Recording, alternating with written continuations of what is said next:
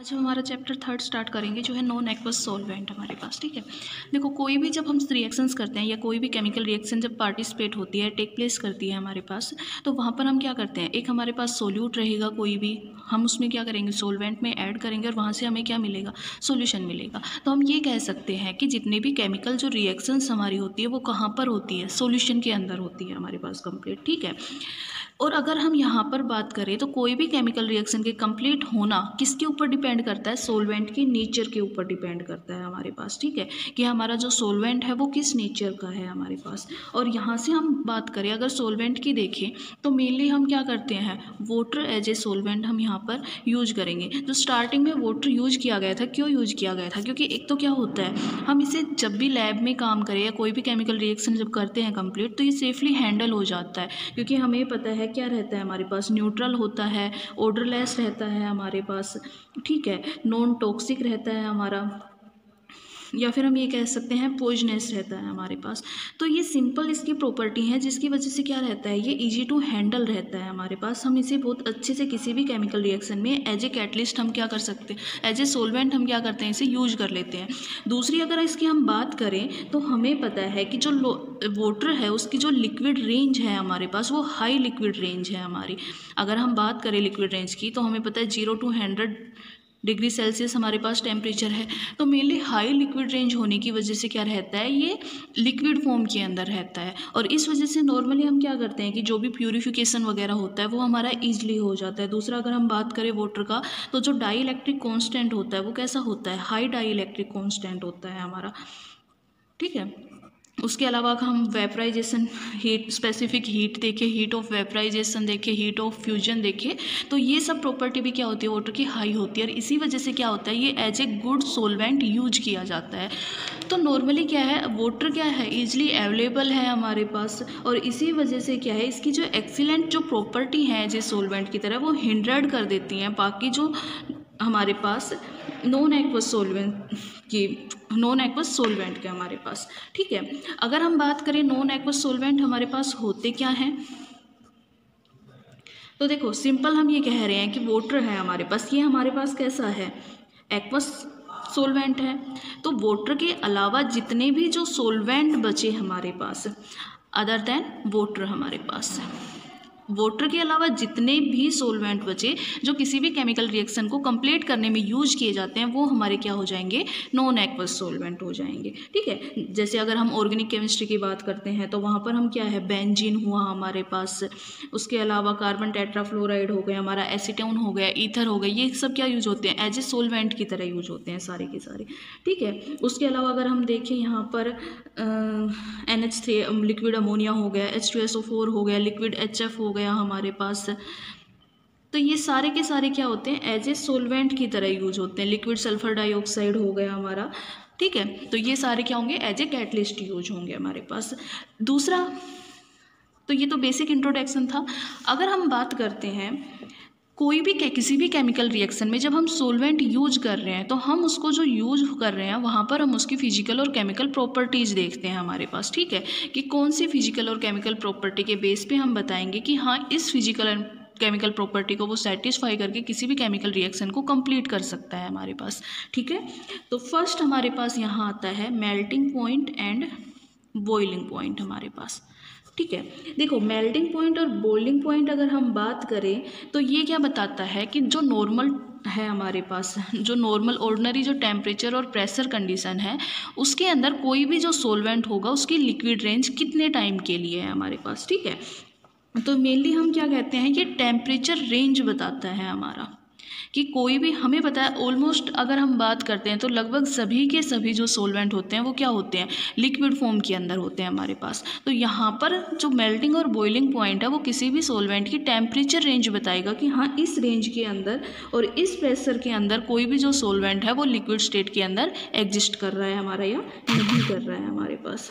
ठीक है, दूसरा अगर हम यहाँ पर टेबल है आपकी, देखो ये जैसे अगर हम यहाँ पर देखें तो वाटर है हमारे पास, NH3 हो गया हमारा, HF हो गया, SO2 हो गया, एसिटिक एसिड हो गया, तो ये सारे के सारे हमारे पास क्या है, एज ए सोलवेंट हम यूज करते हैं। तो यहाँ पर अगर हम देखें तो मेल्टिंग पॉइंट वाटर का क्या है, 0 डिग्री सेल्सियस, बॉइलिंग पॉइंट कितना है, 100 है हमारे पास। तो अगर हम इस टेबल की बात करते हैं तो हमारे पास वाटर हुआ और HF हमारा हाइड्रोजन फ्लोराइड जो है, ये दोनों ऐसे सोलवेंट है जो क्या है, नॉर्मल जो ऑर्डिनरी टेम्परेचर है हमारे पास, प्रेशर है, उनके ऊपर क्या कर रहे हैं, एज ए लिक्विड या एज ए सोलवेंट यूज किए जाते हैं। लेकिन अगर हम बात करें अमोनिया हो गया हमारे पास, ठीक है, या फिर हमारे पास सल्फर डाइऑक्साइड हो गया, ये दोनों क्या है, लो टेम्परेचर के ऊपर एज ए सोलवेंट एक्ट काम करते हैं। उसके अलावा एसिटिक एसिड हो गया, ये भी नॉर्मल टेम्परेचर रेंज के ऊपर जाता है हमारा, ठीक है।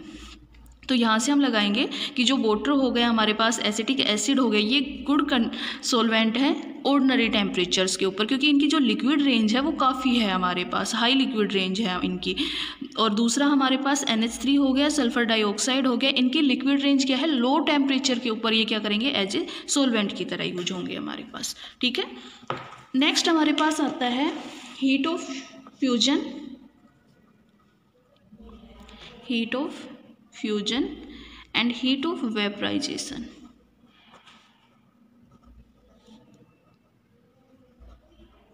एंड हीट ऑफ वेपराइजेशन, देखो heat of fusion and heat of vaporisation का सिंपल मीनिंग अगर हम बात करें तो जब सॉलिड टू लिक्विड के अंदर, सॉलिड से जब हमारे पास कि जो टेम्परेचर हमें सॉलिड को लिक्विड में कन्वर्ट करने के लिए चाहिए वो हमारे क्या रहती है, हीट ऑफ फ्यूजन रहती है। सेम हमारे पास यहाँ क्या आ जाएगा, वेपराइजेशन में क्या रहता है, लिक्विड टू वेपर हमारे पास, ठीक है।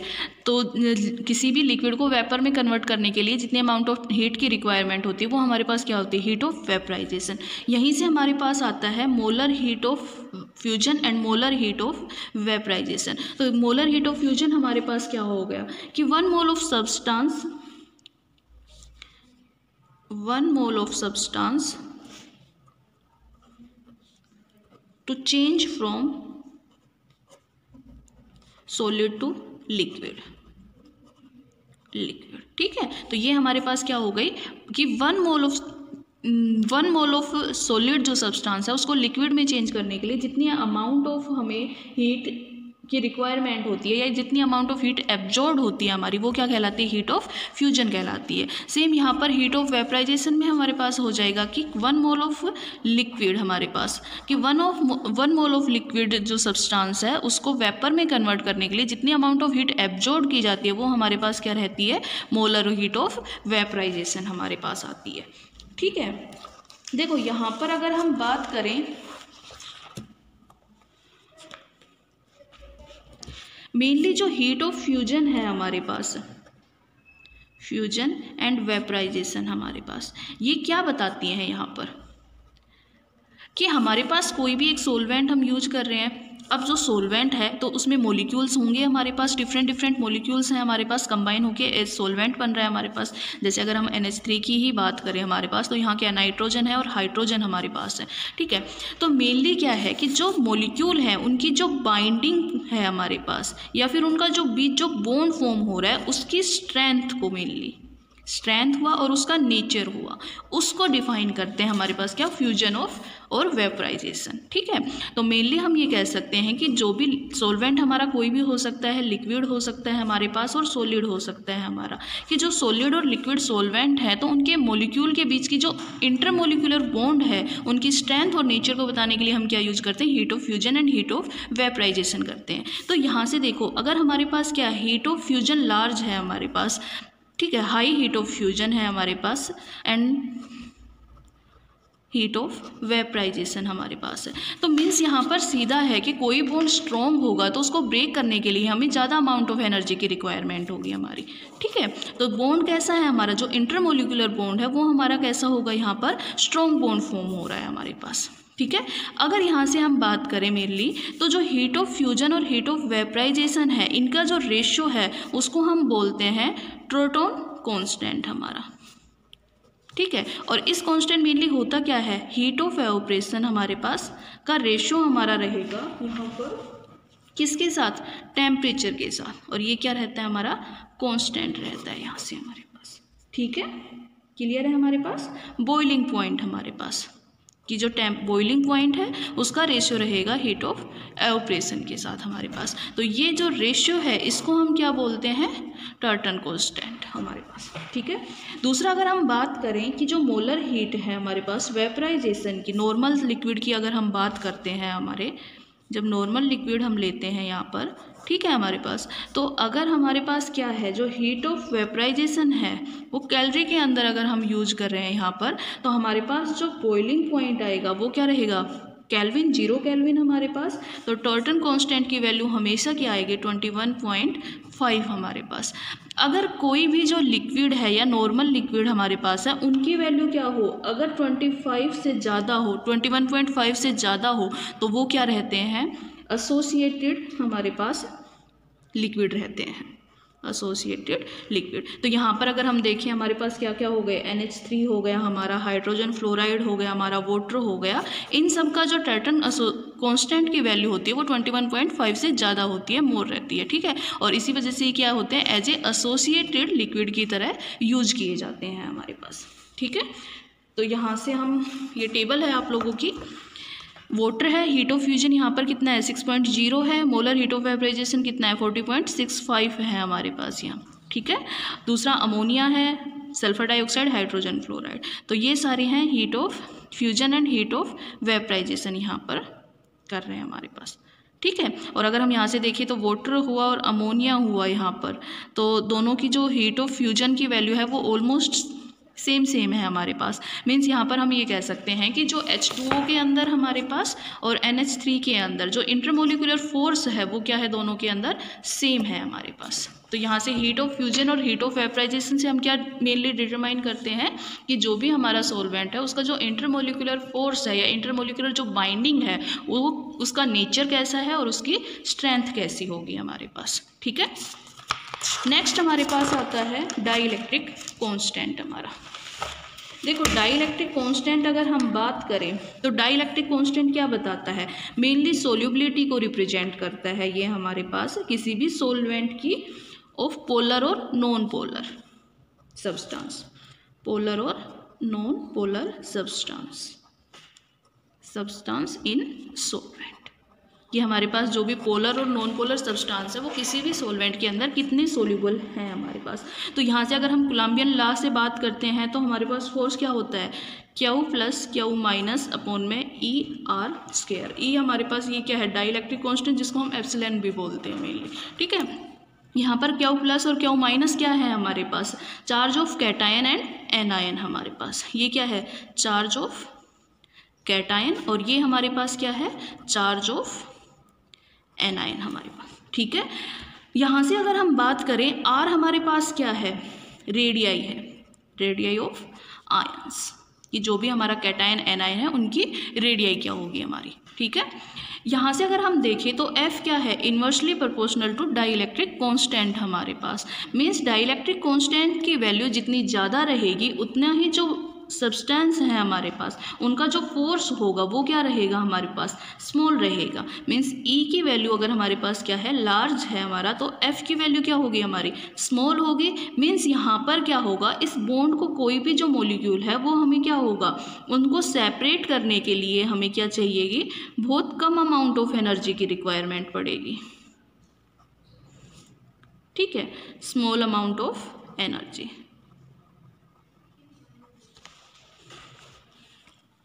अमाउंट ऑफ एनर्जी की रिक्वायरमेंट होगी, ठीक है। जितनी E की डाइलेक्ट्रिक कांस्टेंट जितना लार्ज होगा, फोर्स हमारे पास कोलम्बियन फोर्स क्या होगा, उतना ही कम होगा। मीन्स उस बॉन्ड को ब्रेक करने के लिए हमें उतनी ही स्मॉल अमाउंट ऑफ एनर्जी की रिक्वायरमेंट होगी हमारे पास, ठीक है।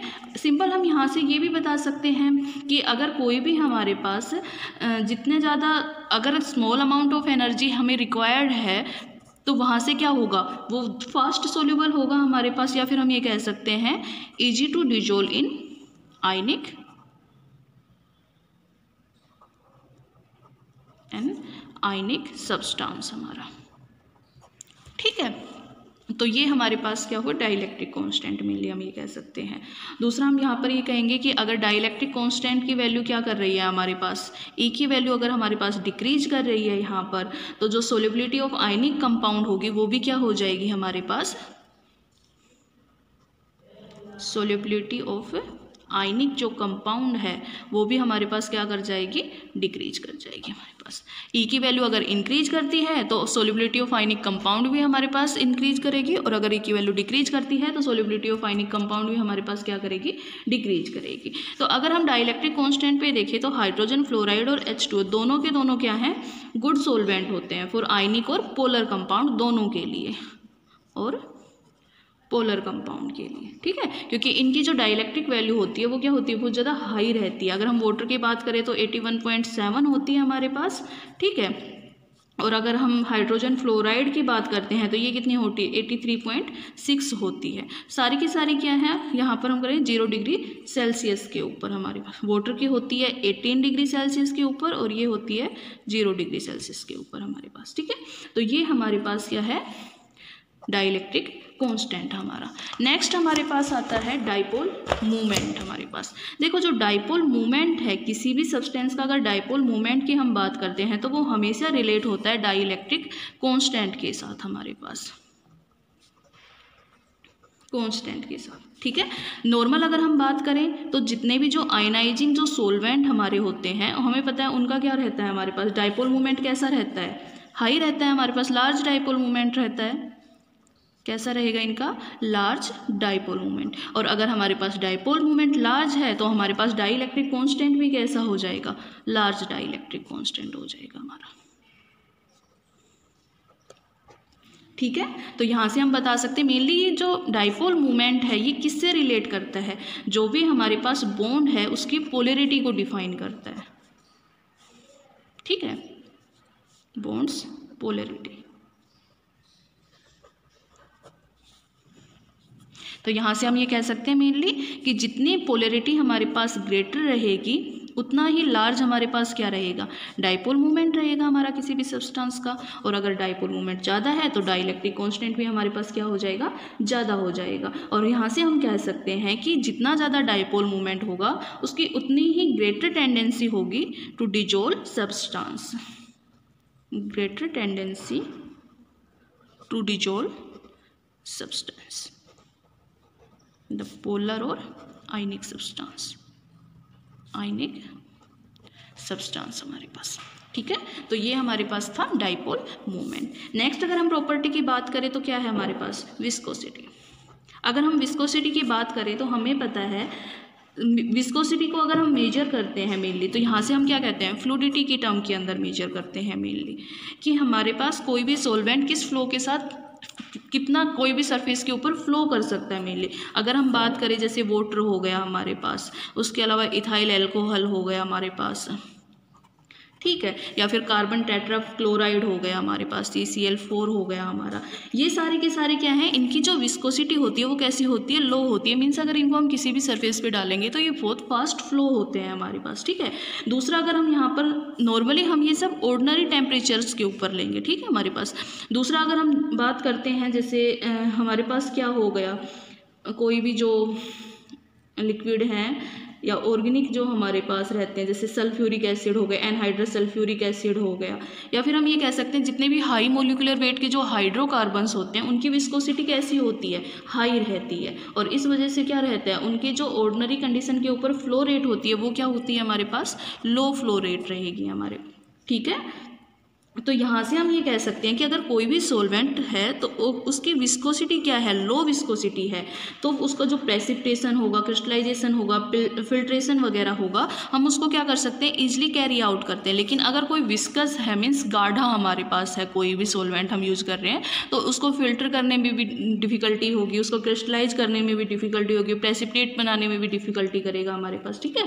तो हम ये कह सकते हैं कि अगर हम किसी भी लिक्विड की विस्कोसिटी को इंक्रीज कर दे वहाँ से, तो जितने भी जो ये डिफ़िकल्टीज़ हैं हमारे पास तो ये क्या हो जाएंगी हमारी, ज़्यादा हो जाएंगी। लेकिन अगर किसी की भी विस्कोसिटी को डिक्रीज कर दें हम किसी भी लिक्विड की, तो वहाँ से हमारे लिए जो प्रेसिपिटेशन करना, फिल्ट्रेशन करना, क्रिस्टलाइजेशन करना, ये सारी टर्म क्या हो जाएंगी हमारे लिए, ईजी हो जाएंगे। मीन्स जो केमिकल रिएक्शंस हैं हमारी वो क्या रहेंगी, ईजी टू प्रोसीड रहेंगी हमारे लिए। ठीक है, तो ये हमारे पास मेनली फिजिकल प्रॉपर्टीज़ थी जिसके अंदर किसी भी केमिकल रिएक्शन को टेक प्लेस करने में हमें जो सोलवेंट यूज हुआ है वो किस तरीके से रोल प्ले करते हैं हमारे पास। ठीक है, सो नेक्स्ट क्लास में हम टाइप ऑफ सोलवेंट की बात करेंगे।